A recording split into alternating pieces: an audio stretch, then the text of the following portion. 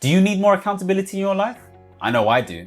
Well, in today's session, I'm going to be talking about accountability partners and how you can use them effectively in order to get more results and be more efficient and productive. If you don't know who I am already, my name is Michael Tabaradi, coach and mentor, and I help self-starters and ambitious professional millennials improve their productivity, enhance their performance, and actually live life on purpose. Now, if this is the first time you've been to my YouTube channel, make sure to subscribe and hit the notification bell so you can get more videos like this. And as always, all of the links are in the description below. Now let's get to it.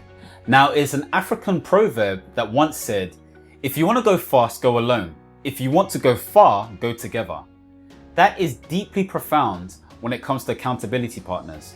I've been using accountability partners. I've been using accountability partners for the past 3 or 4 years, and I can tell you the quality of accountability partners, what you discuss, and keeping that consistency is really important in terms of leveraging and getting the results that you need much faster, much quicker, but with a certain level of quality. And so I'm going to explore some of the insights that I have gained in order to help you get the right sort of accountability partners and have the right level of sessions as well. Now, the first thing you need to remember when it comes to accountability partners is to make sure that they are ambitious, objective, and integral. If they are ambitious, it will pull you to want to do more. Again, if you're seeing them getting results and if you see them thinking big and if you see them work a specific way, that is going to rub off on you. You're going to get to a point of making sure that you do more and you do the best that you can do as well. I said that really weird, but I'm going to continue and not edit this out. Of course, if they are objective, they're not going to be succumbed to your emotional state, and they're going to get to a point of making sure that they help you do the things you said you were going to do. Again, emotions can get in the way. Emotions are really useful when it comes to actually making decisions in terms of preferences. But again, if you want to get results, you have to be consistent enough in order to understand what the data is showing so you know what to do next. So objectivity is going to be key in terms of helping you move forward. There is also integrity. So when I'm talking about integrity, I'm talking about what is their level of communication? Are they making sure that they want you to succeed as much as they want to succeed, and vice versa? And so integrity is key when it comes to making sure that you have an effective accountability partnership. The second thing to remember is that you can't have someone as an accountability partner who is too close to you emotionally. This may be your partner, this may be a very close friend, this may even be a sibling.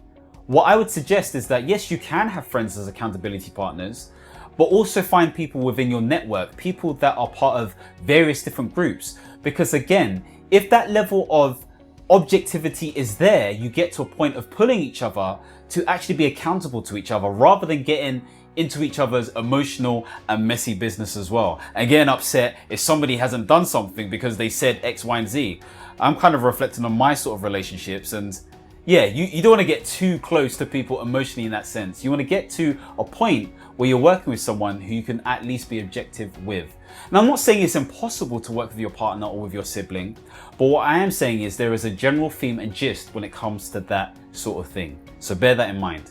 And again, if you don't have anyone else, then someone is better than no one. So go with your common sense, go with what feels right, but make sure they can pull you with those 3 things that I spoke about at the beginning: ambition, objectivity, and integrity.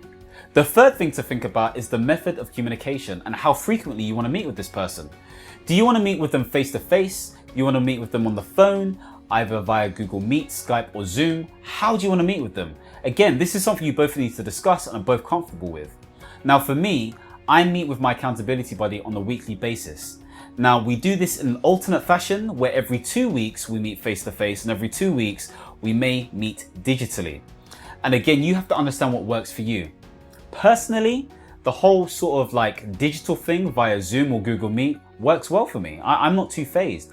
Obviously, it's better when you meet face to face because you can get that whole sort of like other interaction where you see their presence, their vibe, and their body language, X, Y, and Z. However, again, communication is communication. So for me, a Google Meet or a Zoom works perfectly fine, but you have to understand what works for you.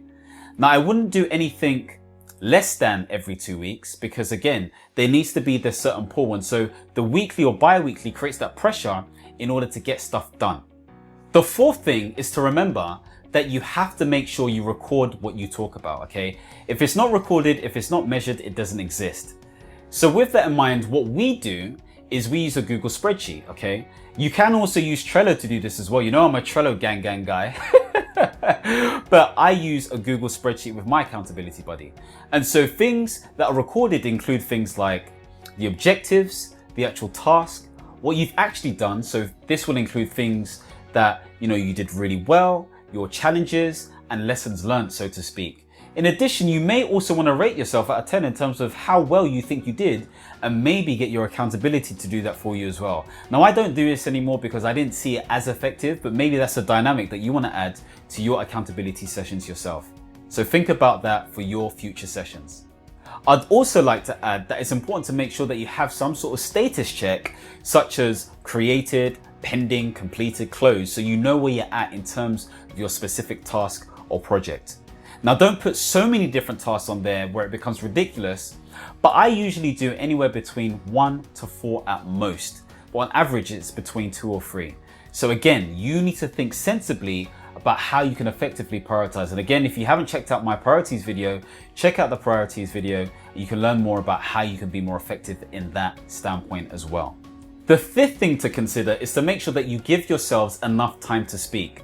Now, I've seen all these different videos and texts and all this kind of stuff that states that, it should be a quick half an hour or whatever it is. And in my mind, I'm just like, half an hour? That's nowhere near enough time. If I'm in a session with someone, either mentoring them or coaching them, half an hour is not enough to really be effective. And so for me personally, I have a minimum of 1 hour each per person, because we really go deep in terms of what we need to focus on. And so I dedicate 2 hours at least for me and my accountability buddy to make sure that we're covering all angles and covering things in depth. Because if you don't do that, you get to a point of kind of doing things superficially and it just becomes a tick box. This is not about, making a tick box or whatever it is. This is about making sure there is depth to what you're doing and making sure that there is efficiency and effectiveness moving forward in terms of your tasks. So make sure that you spend or give yourself enough time for your sessions. The sixth thing to remember is that don't just rely on your sessions to actually give feedback. There's also the other days in between where you can actually share successes, share failures, ask questions, because if you do that, you're building rapport with this person. And again, it reminds them of what they need to do as well. And this is how this feedback loop works. So use the in-between time to actually make sure you're communicating as well. Now, you may not have consolidated time to do this in between your sessions, but don't be afraid to do it, okay? And make sure you have that as an agreement principle when you actually meet with your accountability partner as well. Bonus tip, now make sure, I'm doing this for the YouTube guys, so bear with me. Make sure that as an accountability partner that you have coach-like tendencies. Again, I'm quite biased as a qualified coach, but it's really important to make sure that you have this because again, it really serves the difference for having good accountability sessions and really rubbish ones. Now, I'm not saying you have to be a coach the whole way through. There is going to be a level of mentorship and advising and all that kind of stuff. But in the same instance, if you have the right level of challenge and support, then again, you're going to get the best outcomes.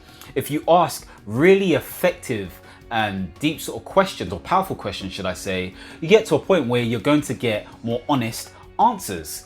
If you're at a point where you're using not just active listening, but deep listening, again, you're going to make the person feel like they're being heard and you're going to allow them to express their authentic selves, but you're going to also reflect on what you're doing as well, because with the right sort of questions, you get the right answers, but you also reflect upon what you would do as well, because again, you're effectively coaching yourself. So remember, having coach-like tendencies as an accountability partner is so fundamental. Now, with having accountability partners and having accountability sessions, it increases your productivity to a serious level, but it shouldn't get to a point where you actually get burnout.